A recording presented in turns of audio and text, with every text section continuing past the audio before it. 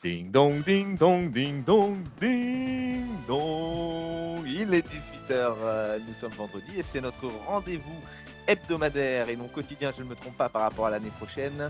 Bienvenue dans notre superbe émission. Et alors? Et alors? On a été synchro, J'ai nickel. eu un, j'ai eu un trou de mémoire. Comment ça va, Chris, cette semaine? Mais ça va très bien. Alors tu ne t'es pas trompé comme d'habitude, mais tu t'es trompé sur la temporalité. Tu as dit de l'année prochaine au lieu de l'année dernière. Mal Ah oui, tiré. pardon, excusez-moi. Bah, tu vois, il faut vraiment qu'il y ait que je me trompe. Oui, oui, oui. Non, non, non. On est bien cette année, hein, et je ne me trompe plus cette année. Ma raison de mon hésitation, elle est toute simple, c'est qu'on est en train de préparer d'autres émissions et du coup, on se perd un peu dans les dates et dans les jours pour savoir quelle émission nous sommes en train de vous enregistrer, chers auditeurs. Bon, alors, tu as passé une bonne semaine depuis cette mi-semaine, car on rappelle, on avait un petit problème de deadline et l'émission de la semaine dernière est sortie début de semaine finalement. Ouais. Oui, c'est très bonne demi-semaine. Beaucoup de cinéma, beaucoup de films et beaucoup de séries aussi, dont on parlera dans les semaines qui viennent. Mais oui, ça a été très chargé culturellement. Beaucoup de Ah, livres aussi lus. Enfin, c'est la fête, quoi. d'ailleurs, au niveau des séries, j'aurais un petit goal à parler en fin d'émission. Donc, restez bien jusqu'à la fin. J'ai découvert une série sortie depuis quelques temps, mais que je viens juste de découvrir et qui est top. Ah ben parfait, ben on terminera sur ça. Du coup, on parlera de quoi aujourd'hui? Eh ben, écoute, on Quel est va le commencer. Je programme? te propose, pour commencer le programme, de parler de Beetlejuice. Beetlejuice, la suite tant attendue du film, la suite du film des années 80 de Tim Burton, réalisé encore par Tim Burton et avec le cast originel, pardon. Ouais, ensuite, ce sera le retour de l'instant culte. On parlera des Goonies. Et on terminera par un carton rouge goal et plutôt un goal. Super. Bah écoute, je te propose qu'on commence l'émission. Tu lances le premier jingle? Madame, je n'écrirai rien sur ce film, c'est une merde. Et voilà, tes désirs sont des ordres. Jingle lancé. Ouh, oui, on a peur. C'est les zombies, c'est le soir, c'est Halloween, c'est le noir, c'est Beetlejuice. Le retour de Beetlejuice avec le très attendu Beetlejuice, la suite, donc on vous le disait, du premier Beetlejuice sorti dans les années 80 et réalisé par Tim Burton et avec Michael Keaton. Bah écoute, je vais te poser une question toute simple. Est-ce que tu as pu voir et qu'est-ce que tu as pensé de ce Beetlejuice? Alors, je l'ai vu, j'ai été le voir en avant-première, tellement j'étais impatient de le voir. Et j'ai adoré le film. Donc, voilà, on va rentrer un peu plus dans le détail, je pense, mais le premier sentiment que j'ai, c'est que enfin le retour de Tim Burton dans un beau film, quoi. Bah, écoute, moi C'est j'ai exactement le même ressenti que toi parce que, la seule chose que je enfin la seule chose, la première chose que je me suis dit en sortant de la salle, c'est: «Waouh! Enfin, je viens de revoir un film de Tim Burton que je n'avais pas vu depuis longtemps». Ouais, il est revenu, adieu les écrans verts et les effets numériques, dont les films sont abreuvés actuellement en ce moment, mais on retourne à l'animatronics, aux petits effets spéciaux de Brick de Broc, j'ai C'est envie de ça. dire, et c'est, ouais, c'est super, c'est un super, super film. Et puis moi, ce que j'ai aimé, c'est la légèreté des films de Tim Burton. C'est-à-dire que, bah, il y a des fois où ça passe un peu du coq à l'âne, où il y a un peu des facilités scénaristiques, mais c'est la patte de Tim Burton, tout ça dans son univers assez macabre et j'ai retrouvé ça et vraiment je me suis dit: «Bah, voilà quoi, là enfin on retrouve Tim Burton». Oui, c'est ça, c'est qu'on prend un sujet un peu angoissant, la mort et la peur de la mort, et ça devient quelque chose de burlesque, et tu rigoles de cette peur-là pendant, je crois, 1h40, 1h45, quoi, sans répit, et c'est ça qui est bien. Donc pour pitcher un peu le film, hein, c'est la suite donc directe, hein, du 1. Ça se passe, je dirais, 30 ans après, hein, exactement, peut-être pas 30 ans, mais une vingtaine d'années après, le premier Beetlejuice et donc l'héroïne principale, incarnée, par, j'ai mangé son nom, aide-moi, j'ai Winona besoin d'un Ryder. support. Winona Ryder, qui elle, arrive à voir les morts, hein, que ça on le savait dès le premier Beetlejuice et donc en fait un peu son fonds de commerce, est devenue une médium très médiatisée. Quitte à oublier un peu sa famille et notamment, sa fille, jouée par, pour moi l'excellente, Jenna Ortega, qu'on voit un peu partout en ce moment et surtout dans ce genre, de film-là, hein. On parle de Mercredi, on parle de Scream Et donc du coup, c'est, cette fille qui est un peu oubliée, bah, du coup est très rivalité avec sa mère et un jour, le grand-père meurt et donc du coup tout le monde se réunit, dans la demeure familiale et là, et bien Beetlejuice va devoir revenir. Ouais, alors elle est géniale, Jenna Ortega, d'accord, mais elle a le même rôle dans elle jouerait mercredi, ce serait la même chose, quoi. Jenna Ortega, elle me fait penser un petit peu à Elliot Page au début de sa carrière, c'est-à-dire, elle joue, l'adolescente, à la moue boudeuse. Ouais, moi je sature un peu, honnêtement de ce genre de jeu. Si elle a qu'une note, de jeu, ça va être rapidement, gonflant et moi alors le film est super, hein, les acteurs sont formidables, Jenna Ortega elle est bien aussi. Bordel quoi, une autre ça aurait été un peu mieux, je pense, que Jenna Ortega qui joue de la même façon que dans les autres films, et Bah, notamment dans Mercredi. alors, je peux pas aller contre toi parce que c'est vrai qu'elle joue exactement de la même manière, mais ça colle tellement à son personnage. Alors après, libre à elle de plus tard, s'émanciper et de partir vers d'autres rôles, vers d'autres actings. Mais en tout cas, pour l'instant, moi, je trouve que ça colle très bien et j'avais hâte de voir Jenna Ortega, dans un film de Tim Burton parce que du coup, enfin, l'univers lui colle à la peau. Alors tu vois, alors je ferai le lien, mais beaucoup plus tard dans l'émission avec Selena Gomez. Mais moi, ça me dérange pas. Elle tient son rôle à la perfection, c'est très bien. Mais où est la qualité de l'actrice du coup? Où est le talent de l'actrice? Ah, elle joue Si très dans bien tous elle les joue très films, bien le rôle qu'on lui demande. Elle joue très bien le rôle qu'on lui demande. Après, c'est un rôle assez léger. Tim Burton, il a jamais demandé à ses acteurs d'être des excellents acteurs, à part ses rôles Big Fish. principaux. Oui, oui, oui, oui, Big Fish, mais bon, là, on s'éloigne beaucoup de la filmographie originelle, de Mmh. de de Tim Burton. Tout à fait. Donc dans les films à la Tim Burton, comme on disait en préambule, les acteurs sont pas phénoménaux, hormis généralement les personnages principaux, parce que Michael Keaton, encore une fois, il est, exceptionnel dans ce rôle de Beetlejuice. On a l'impression que ça fait 30 ans qu'il l'incarne alors que c'est que la deuxième fois. Mais voilà, tu prends Winona Ryder, c'est pareil, hein, son personnage, il reste plat en termes de jeu. Ouais, ouais, après, comme j'ai dit tout à l'heure, faut pas jeter le film à cause de ça. Le film, il est excellent. C'est un film à absolument voir, surtout si vous aimez Tim Burton. Comme j'ai dit, comme on a dit, il revient enfin à ce qu'il sait faire, quoi. C'est du bon cinéma. Je suis juste un petit peu sur ma faim en termes de jeu d'acteur, en l'occurrence de jeu d'actrice. Oui, alors Voilà, je trouve que Jenna Ortega, ça fait 20 films qu'elle nous fait ça gonfle, quoi. je peux comprendre et alors moi, tu vois, je suis un peu plus déçu par le jeu de Monica Bellucci. Ah oui, alors là, c'est un autre problème. Là, tu disais tout à l'heure que Tim Burton n'avait pas de grande partition pour ses acteurs et actrices. Monica Bellucci, elle a aucune partition, quoi, hein. On lui a dit, mets-toi là et fais la morte. Ouais, c'est ça, c'est exact, bah, c'est le cas, hein, elle joue une Ouais, morte. ouais. Mais c'est ouais et puis oui, en fait, on se demande, qu'est-ce que vient faire son rôle là? Il aurait pas été là, on aurait pu avoir la même chose avec, 5 minutes de film en moins. Mais c'est exactement ce que je me suis dit. Elle ne sert à rien. Au scénario, au début, quand tu la vois arriver, tu penses, OK, ça va être l'antagoniste principal. Je me suis perdu dans les mots, vous m'excuserez. Ouais, Je ne on répéterai on pas. dira antagoniste pour, ceux qui parlent français. Merci. Merci. Donc on pense que ça va être elle, puis finalement non, et puis peut-être que oui, et elle ne sert à rien. Enfin elle comme le rôle du flic qui est joué par, j'ai un trou là de mémoire, est-ce que tu te souviens de Ah, William l'acteur? C'est un Dafoe! acteur. Voilà, voilà, Ah, exactement. Alors c'est j'ai une. adoré. Alors là, je vais pas être d'accord avec toi parce que justement, j'allais rebondir en disant, à l'inverse, le rôle du flic, oui, peut-être qu'il sert pas forcément à grand-chose, mais alors William Dafoe qui remplit son rôle, à merveille. Je l'ai adoré dans ce rôle, d'acteur dans la vie, puis, le mec, reste à vouloir être acteur tout en exerçant son rôle de flic des morts. Ah non, j'ai trouvé ça super et j'ai trouvé qu'il était très bon dans son rôle. Oui, tu m'as coupé trop tôt. J'allais justement dire que la seule raison du rôle de Monica Bellucci, c'est de faire valoir le rôle de William Defoe, qui est exceptionnel dans le rôle de flic.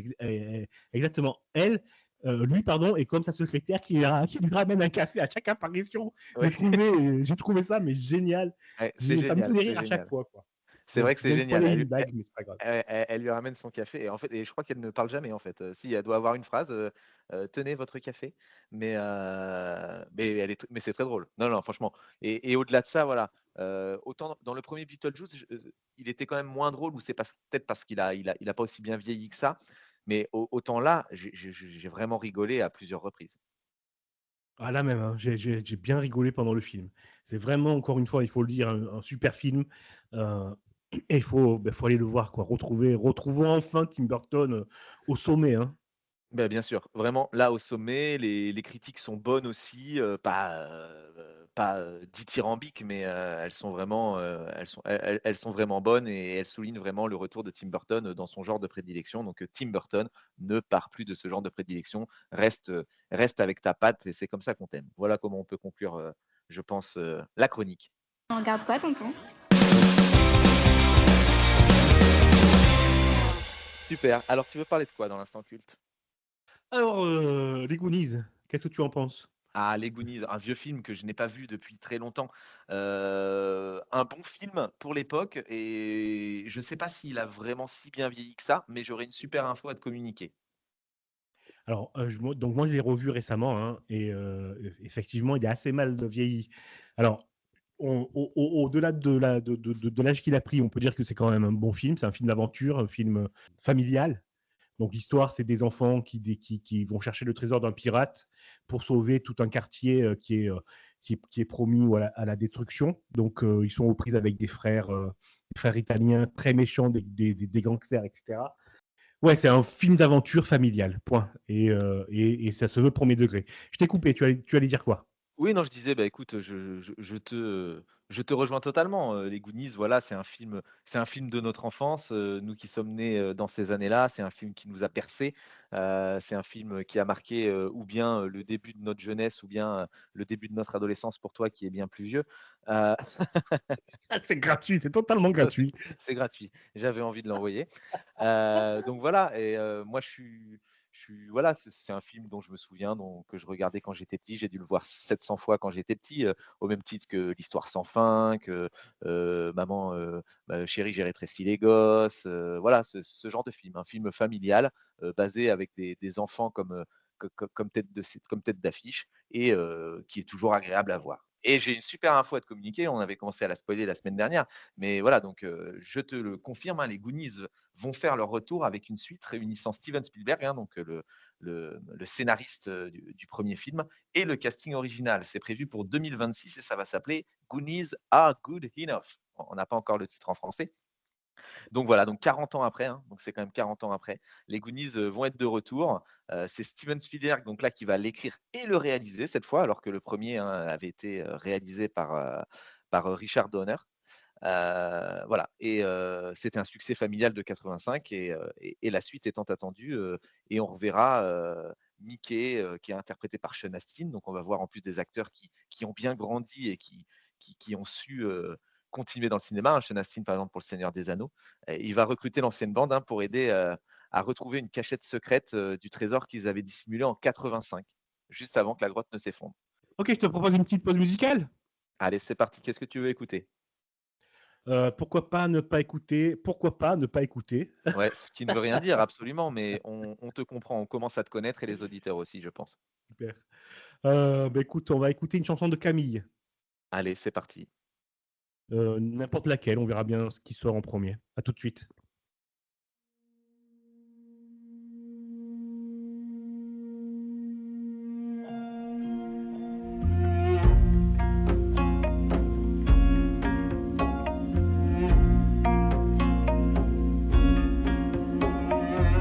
Para saber dónde, cuándo, quién y cómo pasó, para contarles el final a los que él amó, para que todos sus amigos lo puedan llorar, para saber dónde los malos la escondieron, para grabar ya una fecha. Aquí estoy para hablar del color de su cara. Aquí estoy para aguantarme la mirada en el espejo, para criar hoy a mis hijos con dinero limpio, para que haya una vida antes y otra después, para aprender a calcular que 1 y 2 son 3, para limpiar mi piel de tatuajes. Aquí estoy ayudar con mis errores. Aquí estoy. Aquí estoy, aquí estoy, aquí, aquí. Para hacer reaparecer a los desaparecidos, para que el hijo y la madre estén de nuevo juntos, para mirar la pesadilla cara a cara, para que haya en el fondo fuerza y esperanza, para vengarnos de las burlas de la sociedad, para acercarse al otro lado a encontrar el mal, para que nuestros corazones griten la verdad, para con la cara bien alta ir a caminar, para comer, vivir y respirar. Aquí estamos para pedir perdón y perdonar. Aquí estamos.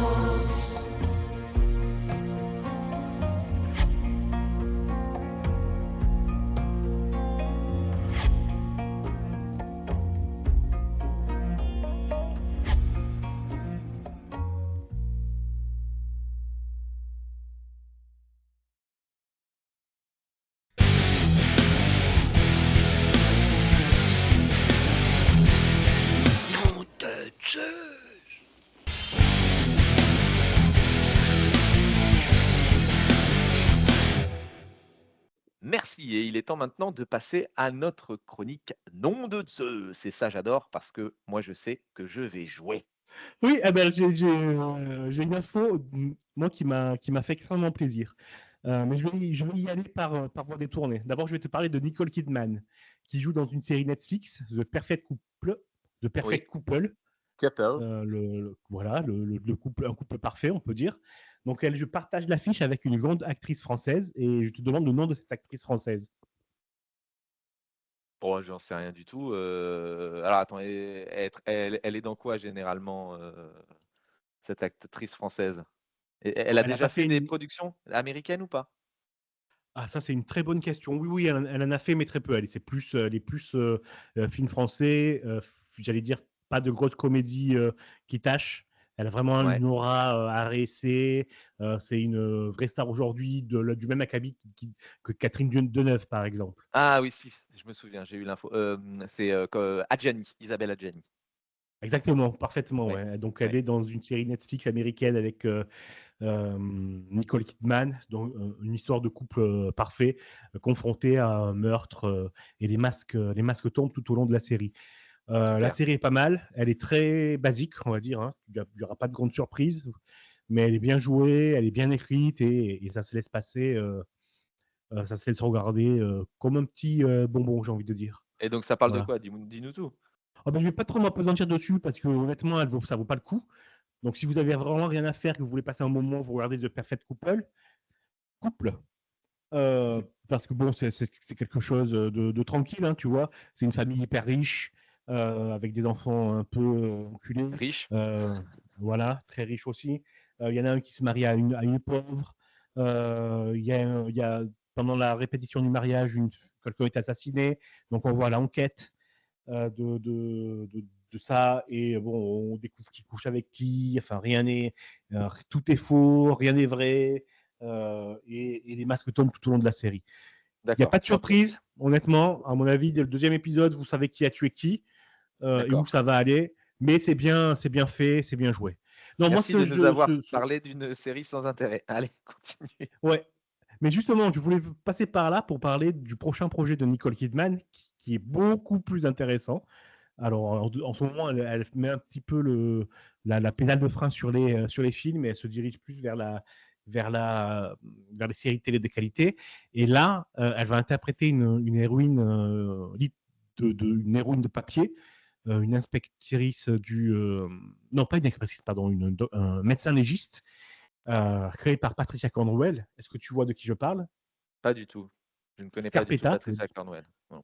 Alors, c'est le docteur Scarpetta, pardon, qui en est à son 20e ou 25e roman actuellement, il me semble. Donc, elle a démarré il y a une trentaine d'années à écrire les aventures policières de Kay Carpetta, qui est une médecin légiste aux États-Unis, qui donc résout des meurtres de plus en plus horribles à mesure que les livres passent. L'adaptation avait été longtemps réservée à Jodie Foster, qui avait pris les droits. Maintenant, c'est Nicole Kidman qui les a. Et enfin, ça va se monter grâce à Prime Video. Il y aura aussi Jamie Lee Curtis, une de mes actrices préférées. Ah Donc oui. ça j'attends énormément, avec énormément d'impatience, la sortie de la première saison pour 2025. Parce que deux grandes actrices, une grande romancière. Ça peut être pas mal. Bah écoute, affaire à suivre. Alors, une autre question. Elles sont 4, elles ont reçu le prix, un prix d'interprétation féminine à Cannes. Est-ce que tu vois de quoi je parle? 4.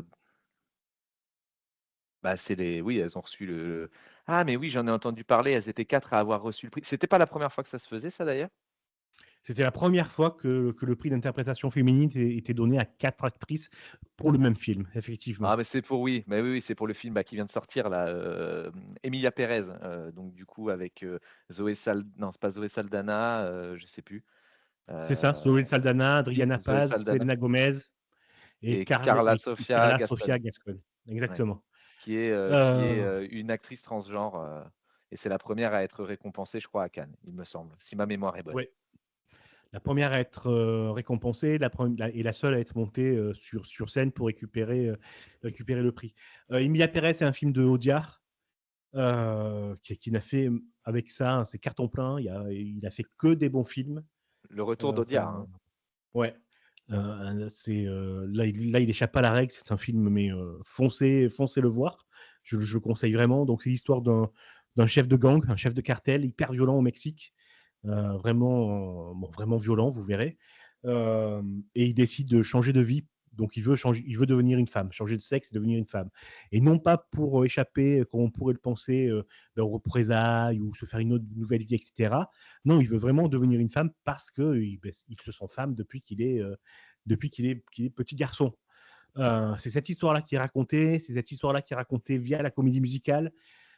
C'est pour ça aussi qu'on a écouté Camille, puisque c'est elle qui a fait les chansons et j'ai plus envie de dire la musique du film, parce que la musique, elle est vraiment particulière. Pour ceux qui connaissent Camille, eh ben, on ne peut pas ignorer que c'est elle qui a fait le film. Alors, je préviens, c'est très Télérama comme chanson et comme musique. Donc, on fait de la musique avec des respirations, avec des mains qui tapent sur les bras. C'est vraiment particulier.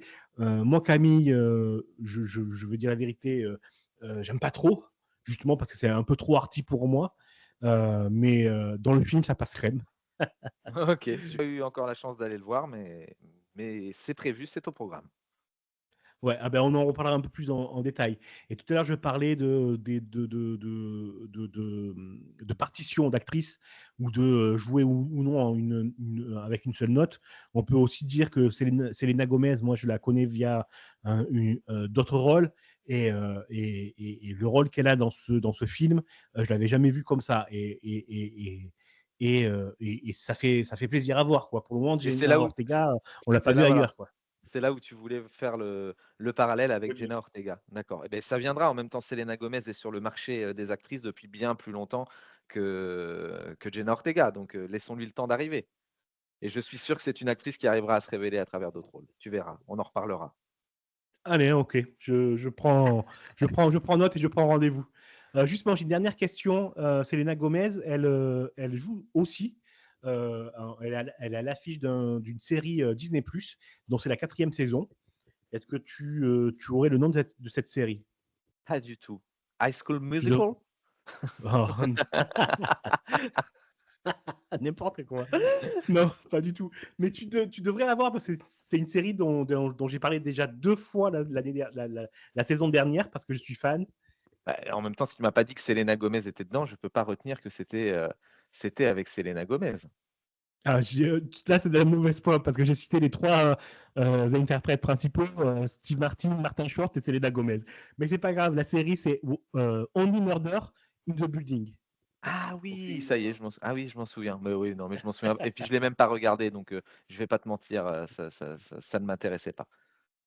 Alors, c'est pas grave, je vais insister, parce que c'est la comédie policière, si vous êtes fan d'Agatha Christie, des meurtres, des déductions, Sherlock Holmes, Hercule Poirot, c'est une série qu'il faut pas rater. Et en plus, non seulement elle est bien écrite, j'ai bien envie de dire, elle est super bien écrite, mais en plus, elle est drôle, vraiment, vraiment drôle. Je sais que sur le final de la saison 2, de la saison 3, moi, je suis parti en vrai éclat de rire, quoi. C'est vraiment une excellente série que je vous recommande. Vous n'avez pas d'excuse de ne pas regarder cette série si vous êtes fan des Woodonites, Allez, Benoît Blanc, etc.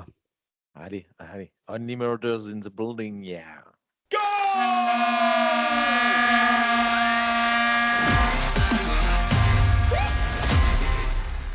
Goal. Effectivement, j'ai découvert une série. Alors, j'en avais déjà entendu parler, mais j'avais jamais franchi le cap parce que les sujets abordés sont très durs et j'avais peur que ce soit un petit peu trop dur. Ça, je vais te le poser en forme de question. Donc, c'est une série qui est sur HBO Max, justement.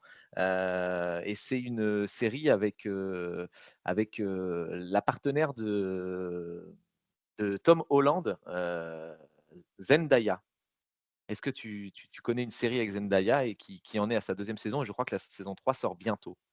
Série Euphoria. dramatique. Euphoria, exactement. Est-ce que tu l'as vu?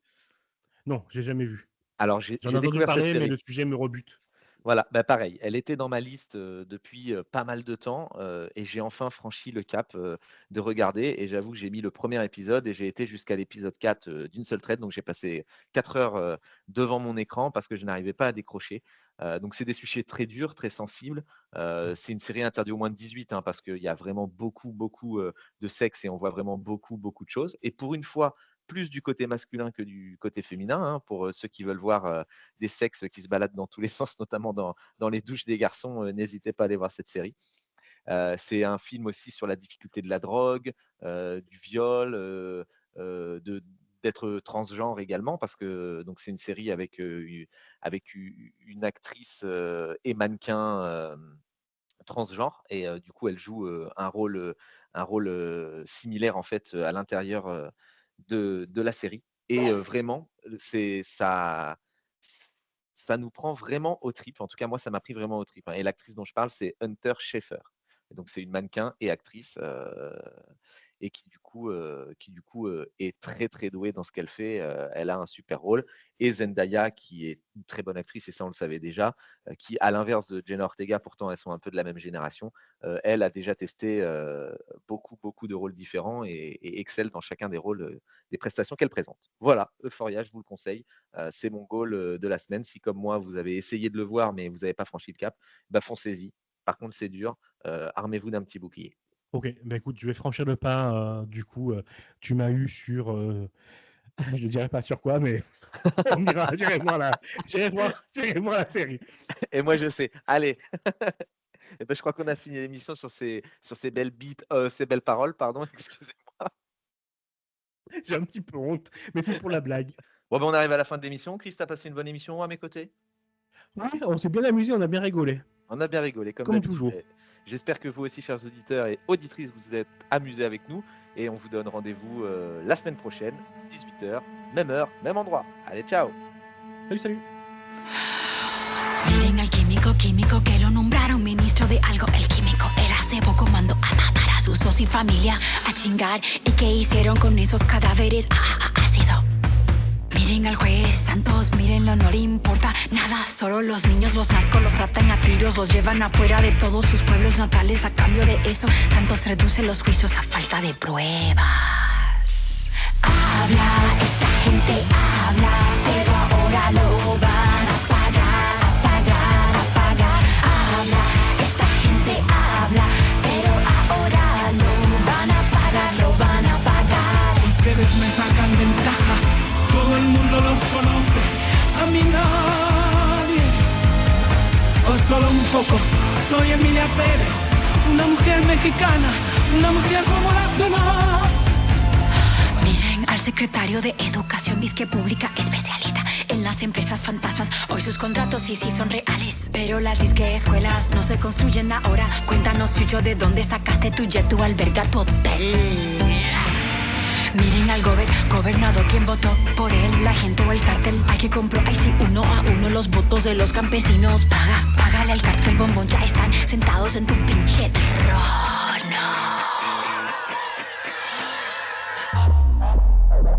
Habla, esta gente habla, pero ahora lo van a pagar. Habla, esta gente habla, pero ahora lo van a pagar. Pero gracias a Dios tengo a mi lado a una mujer excepcional, Anita Mora Castro. Ella es la inteligencia andando, la inteligencia andando. Miren al cojo, no eres cojo de nacimiento. En tu próximo puto retraso de pago acabarás en la silla de ruedas, lo sabe bien el que perdió su mano. Sé muy puntual si eres corrupto. Miren al querido Gabriel Mendoza, con su nueva mujer, su nueva esposa, muy joven, muy rubia.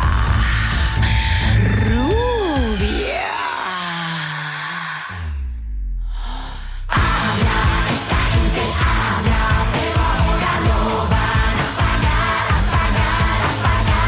Habla, esta gente habla, pero ahora lo van a pagar. Perder a un ser amado es una tragedia, perder sus restos es una condena.